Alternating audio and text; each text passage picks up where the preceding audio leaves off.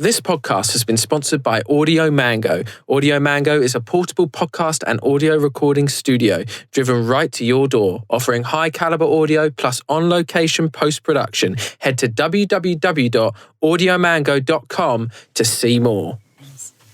Hello and welcome to the Court Case Podcast. This is the second episode of us on tour in interesting locations, and today we are live from Lewes Prison in the south of England, and we're going to be talking some interesting crime stories for you today. It's me and Sweet Tea. It is. Hello. And here we go. It's all happening right after this. Hello, everybody. Welcome. How are you doing, Sweet Tea? Not too bad. How are you? I'm pretty good. I'm really enjoying this tour we got with Audio Mango. It's fun. How are you feeling recording this right next to this prison? Yeah, I'm a bit on edge. It's a bit creepy, I won't lie. I know. I've tried to get some relevant stories for this today. We've got ones involving criminals. We've got related to Jeffrey Deskovic. We've got another wrong conviction story, which that probably ties in well, doesn't it? Yeah, it's going to take up the brunt of the episode today, I think. So that's going to be pretty sick. Cool. How are you feeling? Yeah, no, not too bad. How Good. are you? I'm great. We're drinking again. We are. Drinking. We're on the Brothers today. Oh, I love this Lovely. Brothers cider stuff. If That's anyone what I recommend, yeah. hasn't had it, it's the nicest tasting cider. There's still 2 more flavours that we need to try. Yes. Yeah, which ones are those? Oh, actually 3. We need to try honeycomb, marshmallow and tutti frutti. Yes. Okay. Right. I'm going to dive straight into this first. Absolutely. Possibly the most ridiculous headline I've seen all week. Involves some sort of criminal. Are you ready for this one? Doctor apologises for letting a registered sex offender onto a retreat for sex assault survivors. What? What? What an idiot. If I had a chance to do it all over again, this would not have happened, said Dr. Manuela Oano. Oh my God. How does that even happen? It reminds me of that episode of Brass Eye. I don't know. I want to find out. She's running a Project Trauma Support, and she says she regrets her decision to allow a registered sex offender to peer mentor a group of sexual assault survivors with post-traumatic stress disorder. So she was like, I'll get someone that actually committed sexual assaults to mentor these victims. Oh, you just can't make it up. No. What an idiot. 7 female first responders and Canadian Force veterans shared their story publicly. They said their trust was violated by Dr. Manuela because she failed to tell them their peer mentor recently had been convicted in 2 separate cases of sexual assault. Fuck's sake. Oh my God. She says, I'm deeply saddened by the compounded hurt and pain that having a registered sex offender as a mentor on our programme for sexual assault survivors would cause for these people. I'm glad that he regrets it though. I know. If I had a chance to do it, oh no, it was a woman that organised this. Oh. Yeah, I know. The more compassionate gender. Apparently.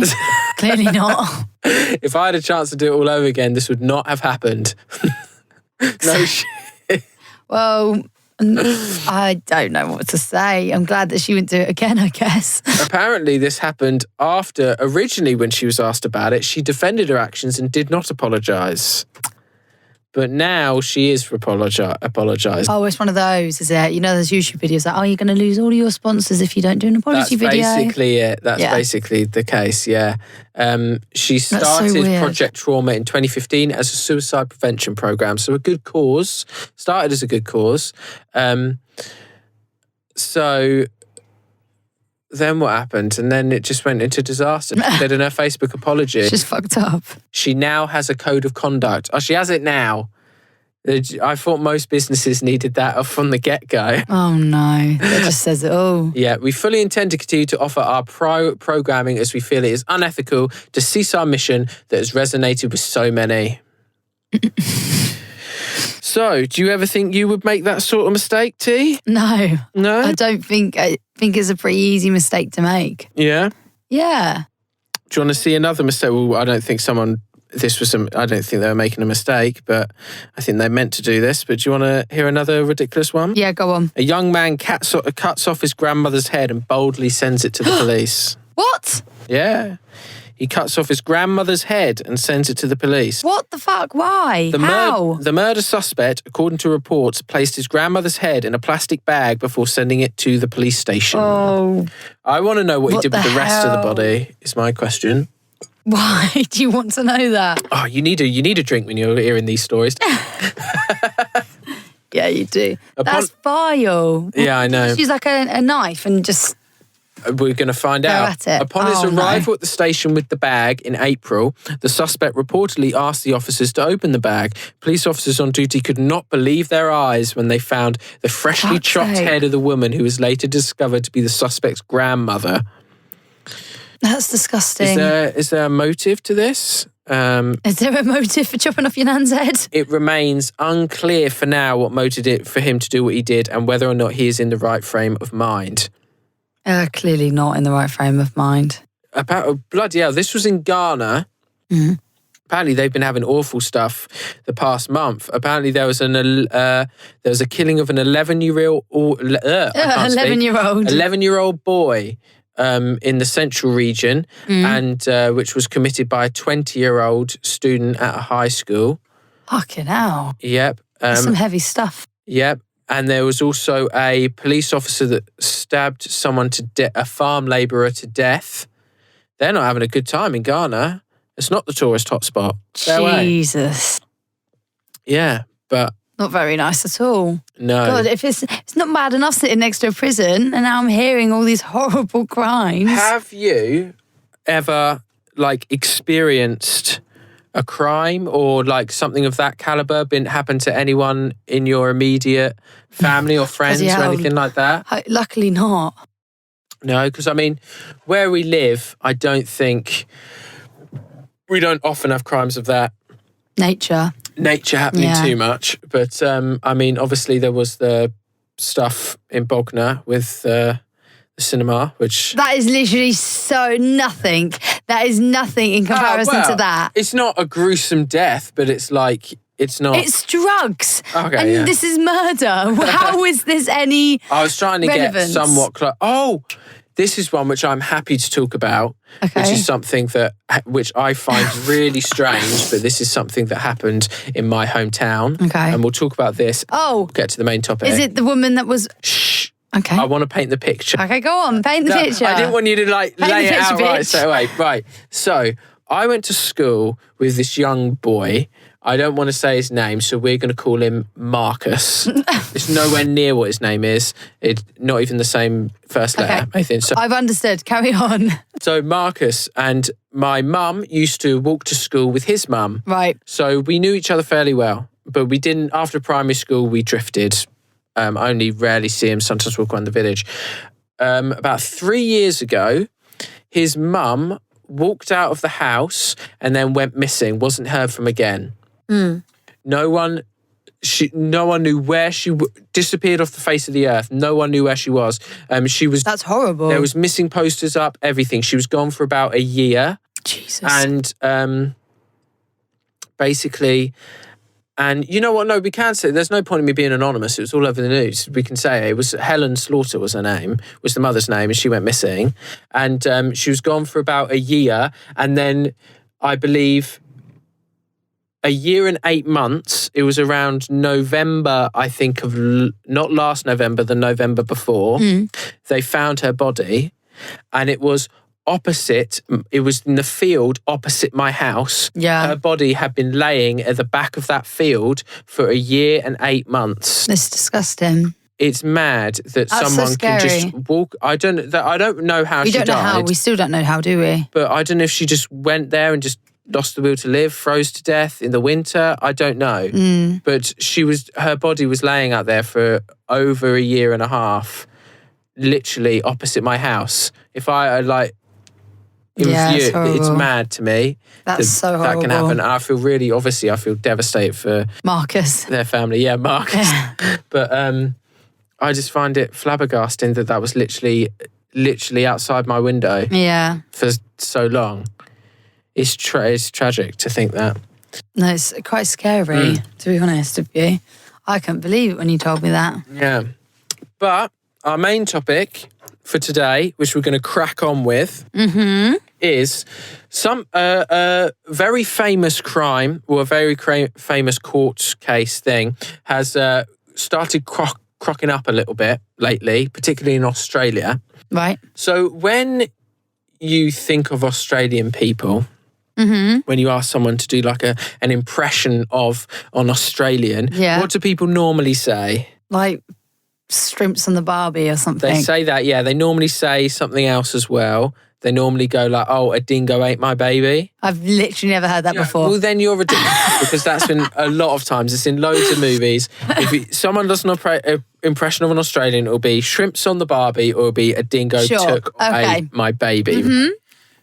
But anyway, now Australians are starting to say, well, hold off a minute. This was a real thing that happened. It was a tragedy. You know, should that be what the impression of our people is? You know, should it be taken lightly like that? You know, is that the right thing to do? Which I think fair enough.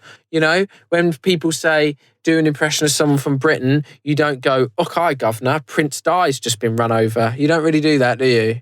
So... No. Because, well, obviously that was a tragedy, wasn't it? It was a tragedy. She was the people's princess, T. Yeah, I know. You said Prince Di. Yeah. It's princess. Oh, yeah. Well, princess, idiot. Well, Princess Di then. Hence Sorry. my confusion. Oh, I see. Okay, well, fair enough. But anyway, the dingo took my baby thing was a real case. It was a wrongful conviction case from the 1980s. And have you ever heard of it? No. You've never heard of it. It spawned a movie, which I brought with me for reference for the cameras, called A Cry in the Dark, which I think is a very chilling name. I like for the movie. And it's got Meryl Streep and one of my favourite actors, Sam Neill, in it. She got Oscar nominated for this. Yeah. And I watched it the other day as research, and I understand why she got nominated, because she was fantastic in that. Oh. And I watched... Did she not win? Did she get nominated? Just got nominated. Oh, fuck. But Meryl Streep has gone on to win at least one Oscar, I think, before. But I did 5 pages of research and I watched a documentary. Here we go. And so I'm going to, because you've never heard about it before, no. I want to hear your genuine reaction to this case and the miscarriage of justice and how horrible an event it was. And I want to get your reaction, and also it's a very famous case. I think it would be interesting to talk about as like a cold case. Well, it's not a cold case, but we've done previous cases. Absolutely, go. So, this was the biggest criminal case in Australian history when it happened. Right. Okay. Also, one of the things was it was the first case in Australia to have the courtroom broadcast on TV. Really? All of the court cases were on TV, yes. Oh my God. So it's a solved case. We know what happened, but there's a lot of people that refuse. There's some people that refuse to believe the verdict still to this day. Yeah. Even though it's very cut and dry.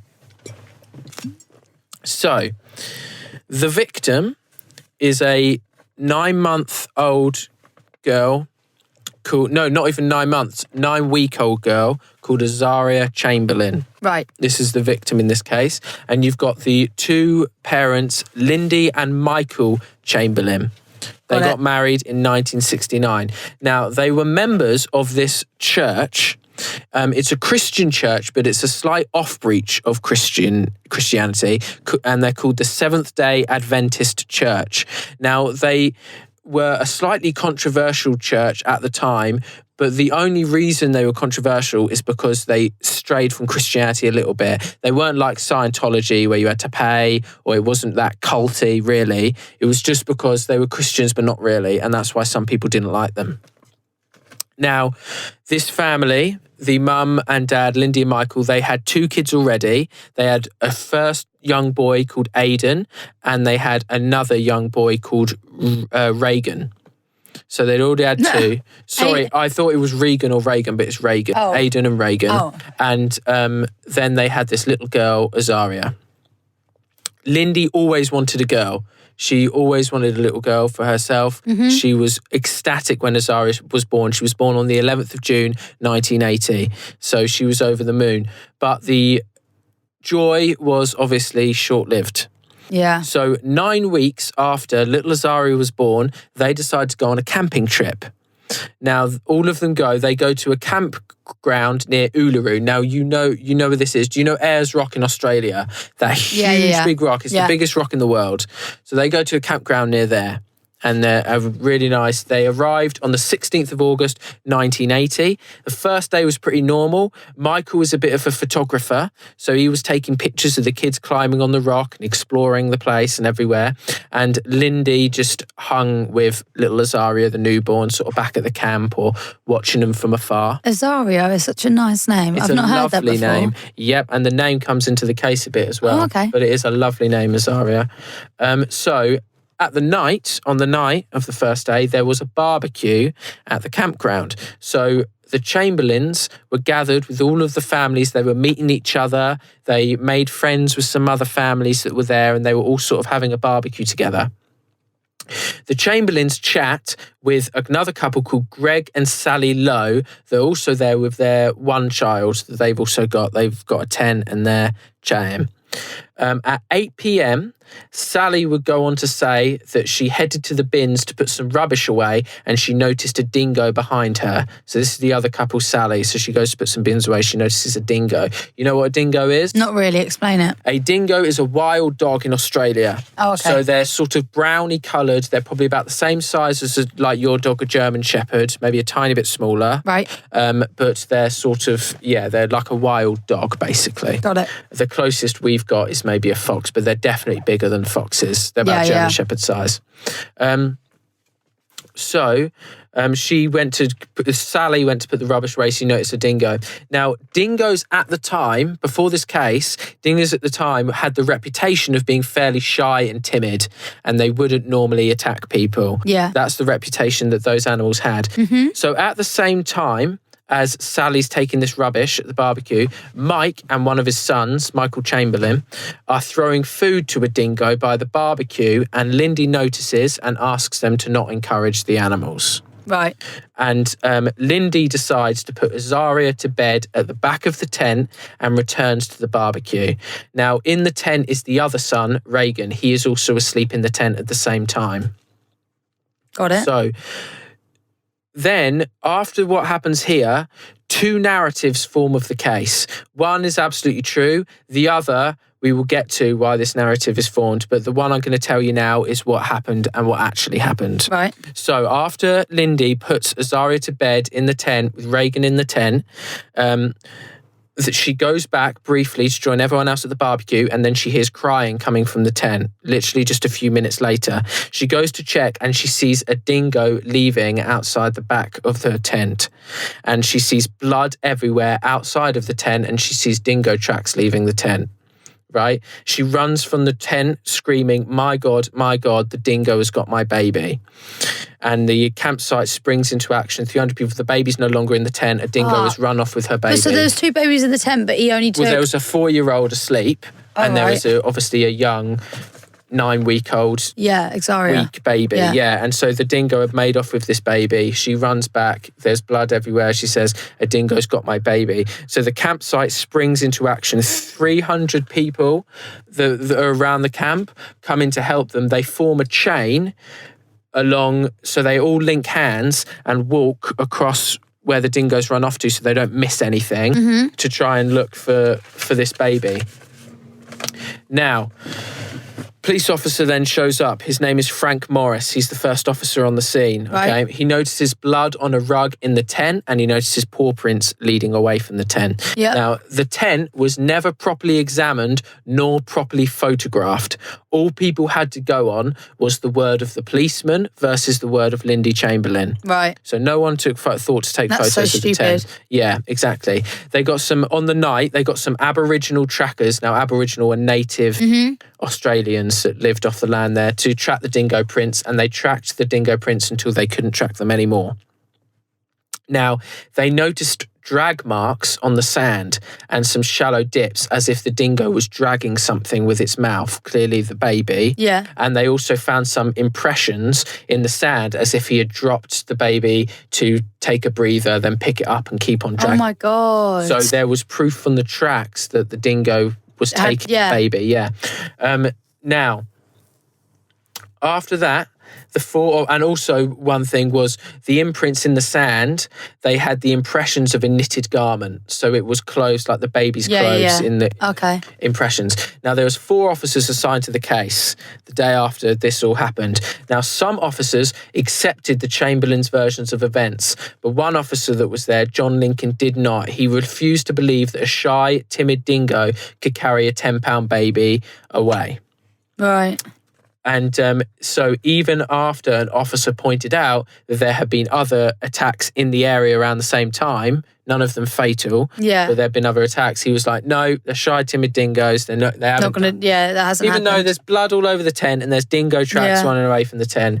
So, but dingoes can be brave when in search of food, like you can see, like foxes can be as well. But since 2001, there have been over 98 dingo attacks recorded in Australia. So it's not too rare now. Now, on the 24th of August, a tourist visits Ayers Rock again. Yeah. And he spots clothes resting on a boulder, baby's clothes. Right. A torn nappy and a jumpsuit. Now, Frank Morris, the first policeman that was there, he came and collected them. They were 3 miles away from where Azaria went missing. But they were baby's clothes. Now, all of Azaria's clothes were there on that boulder except this one knitted jacket that she was wearing over the jumpsuit, which this becomes really key to the case. Yeah. The fact that the knitted jumpsuit is not there. It's not the there, knitted jumper's not there. Yeah. So all there was the jumpers and the nappies. And Lindy insisted that Azaria was wearing this knitted jacket over those when she went missing. Yeah.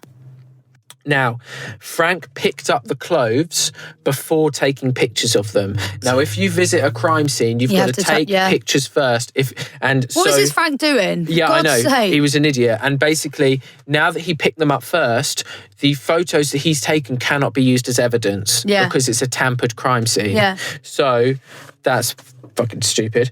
Now, from here, the case takes a strange turn. You know, you've watched those documentaries on Netflix, like Trial by Media and stuff. Mm-hmm. When the media gets involved in this case, it becomes fucking ridiculous. Yeah. Now, people analyse everything about the Chamberlain family. They take in their religion, they take in what they were wearing, how they were speaking, everything. Sake. Now, the media, they did not like the Chamberlain's religion, as I said earlier. Yeah. They didn't like there was an offshoot of Christianity and stuff. And so the media began to paint the picture that Mike and Lindy were part of a cult that believed in child sacrifice and that they'd gone to Uluru to sacrifice their child. Holy shit. Was one of the things that was painted, And but the thing was that, like, they interviewed everyone that was at the camp and they all corroborated Lindy's stories. They all said that was what was happened. But people who knew the family, some people tried to start rumours and it just sort of went overblown. Now, another thing that happened, which is what I said earlier about her name, is the media decided to make up a lie that the name Azaria means sacrifice in the wilderness. Does it though? No, it does not. Right. It actually means help of God. Just a standard sort of Christian name. So that was something that got spread. And so people started painting the narrative that they had gone there to sacrifice their child. Yeah. They even said stuff like, all of the pictures of Lindy, she's wearing dark clothes. That means she's like a human sacrifice or whatever. Oh, stupid. my God.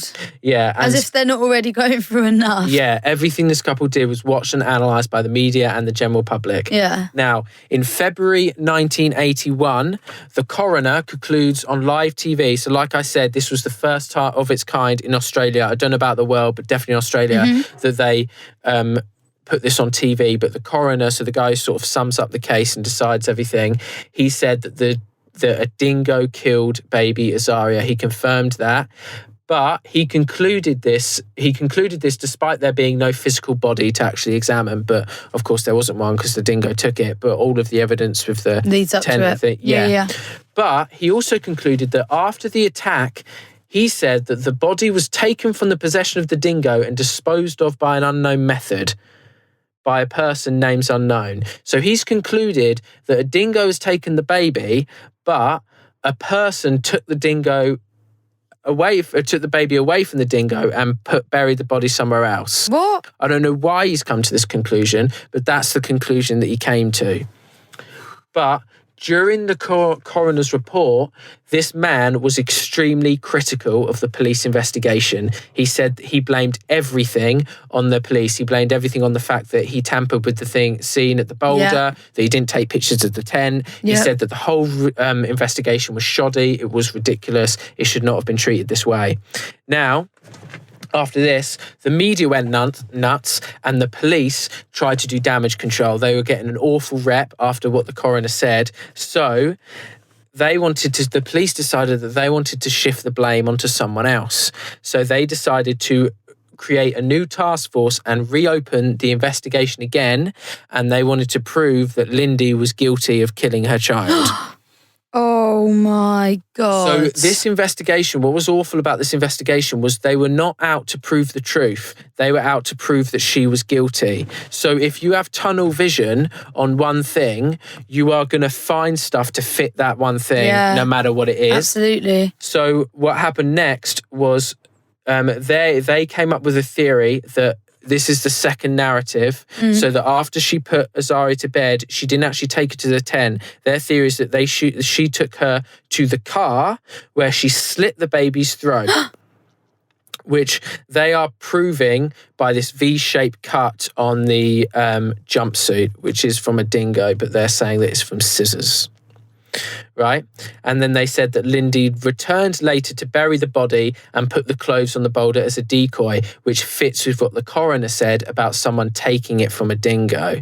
So they are using what the coroner has said to fit their narrative that Lindy killed her baby. Right. Which also, they don't even have a motive because Lindy loved her daughter and she was desperate for a kid. Yeah. There's no reason why she would kill this child. Yeah, no, there isn't. Yeah, so the couple also had no criminal record and no record of mental illness before this either. So they were straight-laced, normal family, no violence, no nothing. So, but the thing is, what was strange is like, if they painted it as an accident, then they could, it might have seemed a bit more believable, but they were painting it as a brutal murder, that she went in and killed her cold blood. Fuck's sake. So, September 1981, the task force re-interviews all of the witnesses and they raid the Chamberlains' house. They seized loads of boxes from their house and they seized their car. Now, the forensics team finds traces of blood in the car and they find traces of this thing called fetal hemoglobin. Now, fetal hemoglobin is a sort of chemical. It's a thing that appears in babies' blood up until you're a certain few months or like a couple years old, then you won't have any more fetal hemoglobin, but babies have that. And they found traces of this hemoglobin in the car. But the thing is, you can't just get this fetal hemoglobin from blood. You can get it from kids' saliva, from babies' snot, from babies' vomit, anything that comes out of a baby's body will have this in it. But they used this to say that it was blood and that she was killed and bled out in the car because this fetal hemoglobin was in the car. This basically confirms it. And they also found a handprint on the jumpsuit, which they are saying belonged to Lindy. So in December of that year, a second inquest was ordered. And in February 1982, Lindy is charged with the murder of her daughter. And Michael is charged as an accessory to the murder. This was also broadcast on TV. Oh my God. And a massive court case ensues. Now, the prosecution argues that Lindy killed Azaria and tried to make it look like a dingo attack. And Lindy kept insisting that her baby was wearing this jacket and that because one of their arguments was that there's no saliva on the jumpsuit. There's dingo saliva and she was wearing a jacket that would have absorbed it. And the jacket's not been found. Fuck. When asked why there was no dingo saliva on the jumpsuit, I just said that. I've just reread my notes. So the prosecution is saying that this jacket did not exist. Now, in October 1982, Lindsay is sentenced to life imprisonment without parole for the murder of her daughter. And that she didn't commit. Yeah, and Mike is given a 3-year suspended sentence, which means it's a sentence where you've got to stay at home because they had 2 kids. Yeah, of They course. said that you can have a suspended sentence. All right. Now, this is all despite the fact that the evidence was circumstantial. They still don't have a body. They don't have a motive. It's the most ridiculous case. verdict ever. I watched the movie, and also apparently this was on the live inquest thing. The judge, who obviously it's not the judge's choice, it's the jury's choice. Yeah. But when they came in and gave a guilty verdict, the judge literally, he went, "I'm sorry, you're guilty. Like, this is what the jury said." Apparently he was really apologetic. Like, he knew that it was fucked, and he was like, "You've got life in prison." Which is awful. And so what also was fucked as well was, like, Sally Lowe, who was at the campsite, she heard the baby crying after Lindy put her to bed. So the narrative doesn't even work out. So if she had killed the baby, she wouldn't have heard anything when Lindy came back to camp. So it doesn't make sense. And also, apparently, when they re-interviewed the witnesses, a camper had said that he had heard a growl from the tent. So there was a dingo in there. And all of the campers still support the Chamberlains to this day. That's good. But the police didn't care about that. Also, the blood in the tent, that doesn't match the car theory, because why would there be blood in the tent? There was canine hair in the tent and on the jumpsuit. Canine is dogs. So that doesn't make sense. So the Australian media have a field day when Lindy goes to prison, but the story never really fades away from public interest. And I'm on my last page here. Oh my God. Getting through them. The country has split opinion. There's people think she's innocent. There's people think she doesn't. Lindy has a second daughter in prison. She's pregnant when she gets the verdict. And now she has a second kid while she's in prison, which is obviously very sad. And she never cracked under this was the thing about Lindy as well, is she was one of these women or one of these people that... She must have been pregnant before she went into prison. She was, yeah. She was pregnant before she was sentenced. And she was one of these people that... she was very emotionless. She didn't give her emotions away. She was very cool. She was very composed. And so when people saw that in the media, she thought that looked like a guilty person. But when she was talking to her lawyers, she was like, "I'm never going to win. If I start getting emotional in court, they will say I'm being melodramatic and I'm hiding something. If I'm too emotionless, they'll say that I'm a cold-hearted killer." She's like, "There's no way I'm going to win. The media will paint me bad either way." So that is why there was so much split opinion on her. And Michael wasn't judged as much, but I mean, I don't know if it's because he was just accessory to it or because Lindy was a woman, but they judged her with a fine bloody tooth comb. She appealed multiple times while she was in prison, but she was denied every time. But then on the 2nd of February 1986, this was 3 years after she was sentenced to life in prison, the case is blown wide open.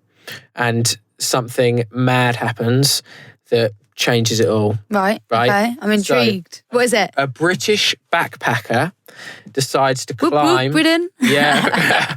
Well, to be fair, if this guy didn't do what he did, Lindy would probably be in prison right now still. Okay. He was climbing Ayers Rock and he fell to his death. Yeah, he died.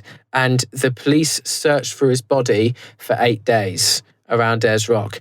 And in this search, they found something extremely important. The jumper? Yeah, they literally meters away from this guy's body, they came across a white knitted jacket. Meters away from this guy's body, they find a white knitted jacket that belonged to a baby. Yeah. And it was really, really close to a dingo's nest. So this was the jacket. Yeah. It was Azaria Chamberlain's jacket that Lindy insisted she was wearing when the dingo took the baby. And so Lindy is released from jail 6 days later, pending an investigation. The blood found in the car, this is the most ridiculous one. They got more people in. Yes. So she was pregnant, she had a baby in prison.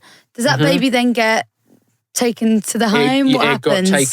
She got an hour with the baby and then it was taken, Michael was there and then Michael took it home and had to stay home. So she hasn't seen that baby for 3 years? Yeah. Fucking hell. They've done like visits, stuff, yeah, and but that's she's nothing. Like waved to each other from outside the prison. That's what happened in the movie anyway. Jesus Christ. It's really sad. But she's released from jail 6 days later. There's a re-investigation. They get some more forensic people in who find that the blood found in the car turned out to be chocolate milkshake. Yeah, it was that out of order. Oh my fucking God. And in September 1986, the Chamberlains are awarded $1.6 million in damages, but that was barely enough to cover their court costs. Was it? They basically didn't get anything. There was no public apology, and not long afterwards, Lindy and Mike get a divorce. No! Yeah, it ruined their marriage, and this whole thing ruined everything for them. Yeah. It ruined their marriage. They lost their baby, and it took 32 years. In November 2012, it took 32 years for Azaria's Chamberlain's death certificate to be changed to Dingo attack. She kept fighting for that for years, and it wasn't until 2012. But it was a pretty ridiculous story. Hell. Can you imagine being dragged through that? That's horrible. Yeah. Have you got any questions? No, I mean, pretty much had the full notes and answered everything. I painted a picture. Yeah, you did. I feel so bad for the mother. Awful. And I'm gutted that they had a divorce over it all. Yeah, I know. That really sucks. I hate things like that because you want them to, they need to be together to get through it together, and it ends up breaking them. Which they did, because, I mean, the movie is apparently fairly accurate to what happened. When I was watching it, the husband was really supportive, and there was one scene where I thought was really good acting from him, where basically, because they're a fairly Christian family, so he was doing a lot of the work and she was looking after the baby from home. Like a few weeks after they came back from Ayers Rock, he like breaks down crying from her. It's like, I didn't even have time to get to know her, like, and stuff. And he was like really sad. He was like, I really wish that I'd have been in her life more. And it was really sad. And yeah, it was really good. I recommend you watch this. Yeah. It's actually a really good film. I do really like courtroom like movies. But do they do an Australian accent in it? They do. Meryl Streep does a bang-on Australian accent. It's fantastic, yeah. Wow. She's very good. She's fantastic. I mean, he is from New Zealand, so it's not too much of a stretch for him to do an Australian accent. But no, I can't imagine what it's like. And also the media and the public judging your every move. Fucking hell. And stuff. And like what you wear and how you act and where you live. It's just that was the thing. The fact that she put makeup on and wore like smart dresses to court, that was got her judged on. They're like, clearly she's not a grieving person. She should be looking dishevelled and like just... in joggers and a jumper. Exactly, yeah. Fuck off. So it's like, it's completely screwed. Bless her. Yeah, but that was another... Well, she probably doesn't even have a normal life after that either. He is now sadly dead. He died in 2017 of leukemia. Right. She remarried. Oh, okay. So That's she's great. got a new husband. I don't know about the kids. Yeah. I know that it was another girl that she had. Yeah. She was in prison. The baby was a girl and she's grown up. And I think she did a documentary where she visited Ayers Rock and stuff and talked about it. Whoa. But she's written a book about it as well, I'm pretty sure. But I recommend this movie to anyone that is interesting. But it's one of the worst miscarriages of justice I think I've ever seen. I mean, Jeffrey Deskovich's bad but that as was well. awful too. But at least his one probably didn't have countrywide like media attention. Well, yeah, we didn't know about it. Yeah. So all of Australia was talking about this one and the world. It's gripped the world as well. And now people are much more serious about dingo attacks and things as well like that. Luckily. who would have thought it, hey? A dog actually ate someone's baby. If they're hungry, they're hungry. I am intrigued though to how the other clothes ended up on that rock then. Well, the only thing I think is unless it was dropped on the way and someone just put it there. No, what I would think is I don't think it was a big boulder. It was just sort of a rock quite low to the ground. I would assume the dingo got up on the rock with the baby, tore its clothes off of it, and did what it wanted to do. Fucking hell. Yeah. I wonder why as well. What? Why the dingo did it? Yeah. It was hungry. Yeah, I know, but like there was two options there. Oh, well, yeah, but I mean, the baby was so young and weak and stuff. A 4-year-old boy, its bones are a bit stronger. It's a bit more You think active. they're that clever to know that? Yeah, I do. Really? Yeah, animals will know which one's weak and which one's not. Definitely. Fucking hell. Yeah. That's so scary. Yeah, I know. But there's been there was a dingo attack recently in the news, actually. It was literally 2 weeks ago. So they're quite scary, vicious animals, They can be, yeah.